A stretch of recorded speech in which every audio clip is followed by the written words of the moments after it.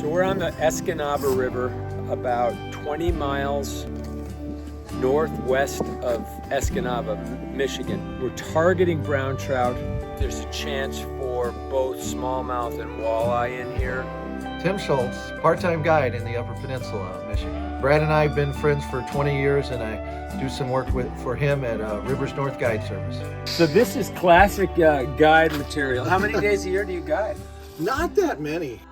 You know, you went through Brad and Petsky, Yeah. Rivers North. He's been going 20 years. I met him, actually the first time I talked to Brad was right out here somewhere. I was fishing the upper river 20 years ago. There's no guy. And then I ran into him here. That's, oh. How long have you had that? I've had that a long time, and I was like shocked when I went online and found it. Like, this can't be available still. This section's real appeal is the bugs. Okay. It's the Escanaba is a Ojibwe word for flat rock. And so below this dam, you know, all of this water, you'll see it. It's really easy to wade out through here. Oftentimes they'll tie a nymph below a dry fly. So you have two hooks going at one time.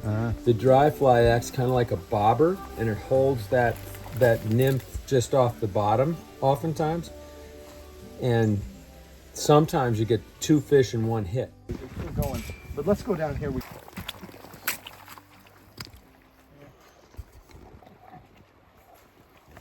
That's the dropper. And this is the hopper.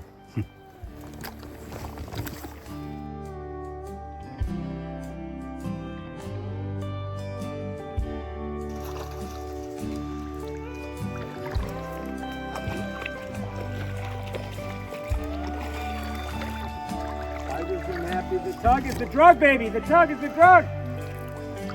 Love that color, Jeff. There.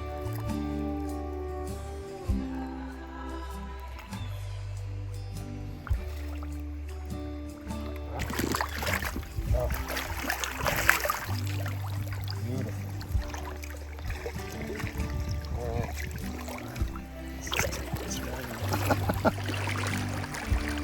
This is another heavy fish.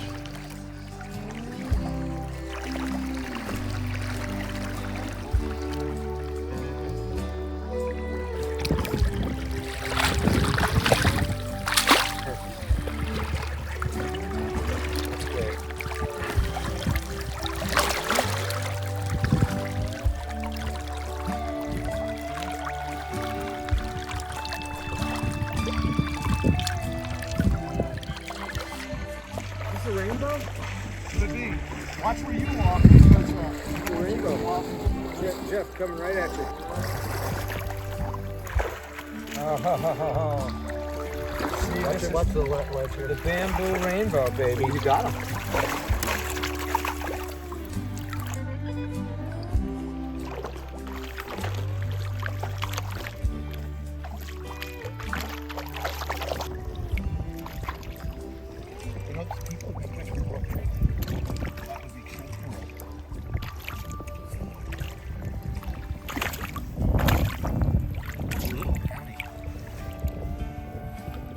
Whoa, a flyer.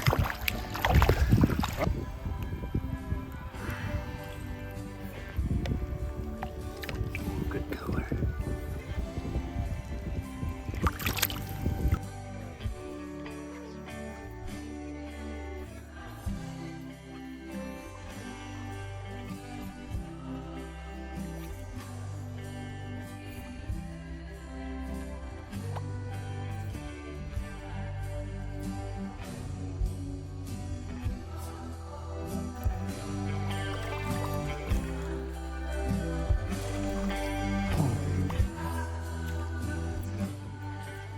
Have frozen sweet peas. We took a full rotisserie chicken and shredded the meat off the chicken, boned, ready to go, cooked but ready to go. In the pot, we have some of our apple butter. You could use any kind of butter. We have celery, carrots, and onions. A little bit of thyme, salt, and pepper. I'm going to sweat this down now by putting it in the fire, And then we'll follow with the rest of the ingredients, and finally with the chicken stock. And once we get a nice bubble and we get a little bit of the roux going, a little bit of stock with the flour, we're going to pour the cornbread over the top. The cornbread has been made from scratch with a little bit of baking powder, cornmeal, flour, eggs, milk, and butter. And as you saw before, you shake it in the jar, and we've got it all pretty well tightened up. So we're going to wash this jar and have another mixing bowl for another cornbread another time. Okay, chicken goes in. Okay, now we're bringing it all together, and we make note of the fact that we don't have as much liquid as we might need. So we're going to add a little more liquid, but we don't want to float the cornbread either. So it's important that we get it so that the cornbread batter is going to sit right on top of the chicken. And I think we're there now. We got a nice simmer around the edge. We like that. So now we're going to take our cornbread batter, go over the top. There's a little chunky piece in the middle there, so we're going to let that get tightened up. That's a piece of butter. We like that butter in there. That's good Wisconsin butter. It's going to let the steam out. It's right there. Line that up. Let her go. Okay, so these were a gift on my birthday about 5 years ago from this close friend of mine, Paul Dixon. He's a very highly regarded saltwater guide. I've been fishing with him for 30 years. He brought these to my birthday party for me. And they're antiques. This is, you know, it's a mouse. So I thought I'd better try this tonight. The sort of thing you expect to see with a bar across its neck. Look at that. Is that thing real or what? These kind of things, though, you wonder how well they're going to float. So it might get waterlogged quick, but That might be what we need. yeah. Let's see. I'm just going to tie it straight rather than a loop.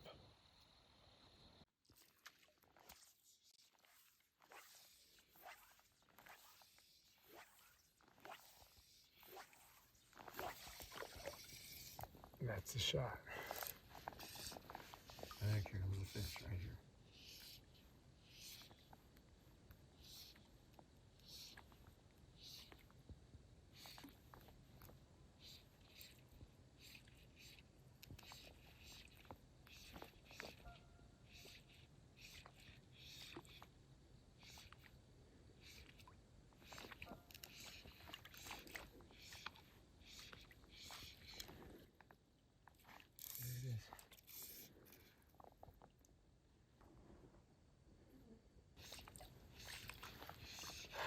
Okay, worth a try.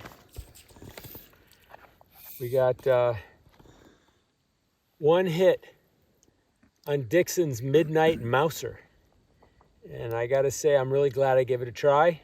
And now it's time for dinner.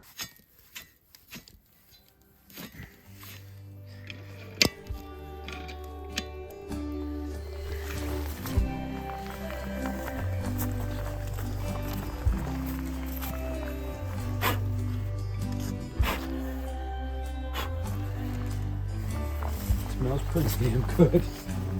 We want that cornbread to brown a little bit. And what you got to break the seal, and once you break the seal, that's it. Oh well.